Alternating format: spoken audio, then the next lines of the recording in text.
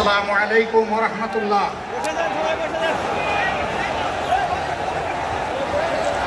আসসালামু আলাইকুম ওয়া রাহমাতুল্লাহ। আলহামদুলিল্লাহি রাব্বিল আলামিন ওয়াসসালাতু ওয়াসসালামু আলা রাসূলিহিল কারীম ওয়া আলিহি ওয়া সাহবিহি ওয়া আহলি বাইতি আজমাইন। বাংলাদেশ জামাত ইসলামী কর্তৃক আয়োজিত আজকের এই জাতীয় সমাবেশে উপস্থিত জাতীয় নেতৃবৃন্দ, বন্ধু সংগঠনের নেতৃবৃন্দ, শহীদ পরিবারের গর্বিত সদস্যবৃন্দ, 24 জুলাই যোদ্ধাবৃন্দ, আপামর দেশবাসী এবং আমার সাংবাদিক বন্ধুগণ, আমি সর্বপ্রথম মহান রবের দরবারে শুকরিয়া আদায় করছি। ফ্যাসিবাদের পতনের পর অত্যন্ত অনুকূল পরিবেশে আল্লাহ রাব্বুল আলামিন আজকের এই সমাবেশটি করার আমাদেরকে তৌফিক এনায়েত করেছেন, আলহামদুলিল্লাহ। 2 দিন আগেও জোরদারায় বৃষ্টি ঝরেছে। অনেকে আশঙ্কা করেছিলেন কি হবে, মানুষগুলা সেদিন কি শান্তিতে বসে দুটি কথা শোনার সুযোগ পাবে। আল্লাহ রাব্বুল আলামিন আজকের দিনটা অনেকটা এয়ার কন্ডিশন করে দিয়েছেন, আলহামদুলিল্লাহ। বৃষ্টি নেই, তীব্র রোদও নেই। আল্লাহ তাআলার পক্ষ থেকে তার গোলামদের প্রতি এই যে মেহেরবানি, এর জন্য নত শিরে আরেকবার আমি শুকরিয়া আদায় করছি, আলহামদুলিল্লাহ। সম্মানিত বন্ধুগণ, যাদের ত্যাগ এবং কুরবানির বিনিময়ে 15.5 বছরের কঠিন অন্ধকার যুগের যাতাতলে পিষ্ট হয়ে যারা তিলে তিলে দুনিয়া থেকে নির্যাতিত হয়ে বিদায় নিয়েছেন,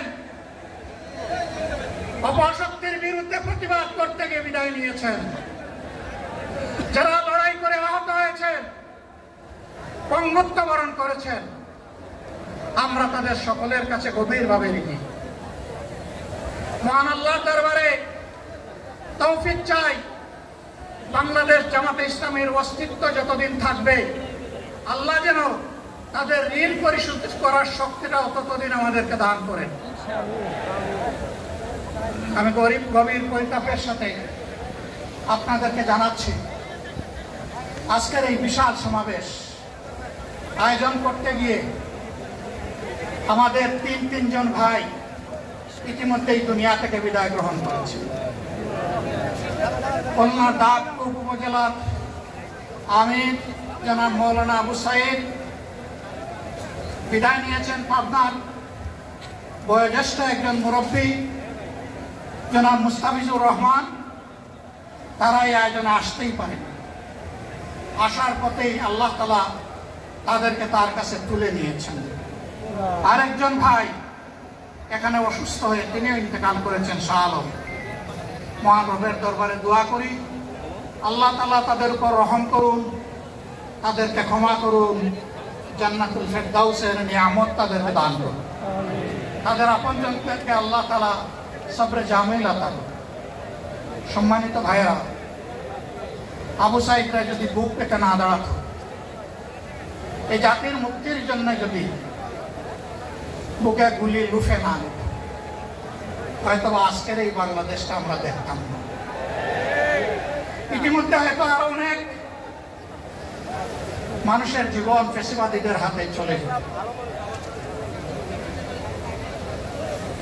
24 জীবন বাজি রাখা এই যুদ্ধটা যদি না হতো, তাহলে আজকে যারা বিভিন্ন ধরনের কথা এবং দাবি দাওয়া পেশ করছেন, তারা তখন কোথায় থাকতেন? অতএব আসুন, যাদের ত্যাগের বিনিময়ে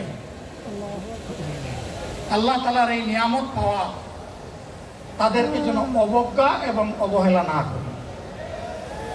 শিশু বলে তাদেরকে যেন তুচ্ছ তাচ্ছিল্য না, অহংকার বলে অন্য দলকে যেন তুচ্ছ তাচ্ছিল্য না, অরাজনৈতিক ভাষায় আমরা যেন কথা না। যদি এগুলো আমরা পরিহার করতে না পারি, তাহলে বুঝতে হবে যারা পারবেন না, ফ্যাসিবাদের রোগ তাদের মধ্যে নতুন করে বাসা বেঁধেছে। আমরা আশা করি আমরা এগুলা করব না, কেউ এগুলা করবে না, বরঞ্চ রাজনৈতিক শিষ্টাচার রক্ষা করে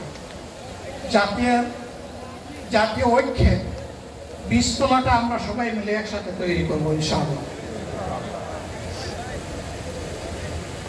সম্মানিত ভাইরা, আসরের নামাজ আসন্ন, আরো অনেক বক্তা ছিলেন, তাদেরকে আমরা দিতে পারি নাই, আমরা দুঃখিত। এজন্য আমার লম্বা কথা বলার সুযোগ নেই। যারা এখানে কথা বলেছেন তারা আমার মনের কথাগুলোই তুলে ধরেছে। আমি শুধু বলতে চাই, আগামীর বাংলাদেশটা কেমন হবে? আমি বলি আর একটা লড়াই হবে ইনশাআল্লাহ। একটা লড়াই হয়েছে ফ্যাসিবাদের বিরুদ্ধে, আর একটা লড়াই হবে দুর্নীতির বিরুদ্ধে ইনশাআল্লাহ। এই দুর্নীতির মূল উৎপাদন করার জন্য যা দরকার, আমরা তারুণ্য এবং যৌবনের শক্তিকে একত্রিত করে সেই লড়াইয়েও ইনশাআল্লাহ বিজয় লাভ করব ইনশাআল্লাহ। প্রিয় ভাইয়েরা, জামাতে ইসলামী যে দুর্নীতিমুক্ত সমাজ গড়বে তার প্রমাণ কি? তার প্রথম প্রমাণ হচ্ছে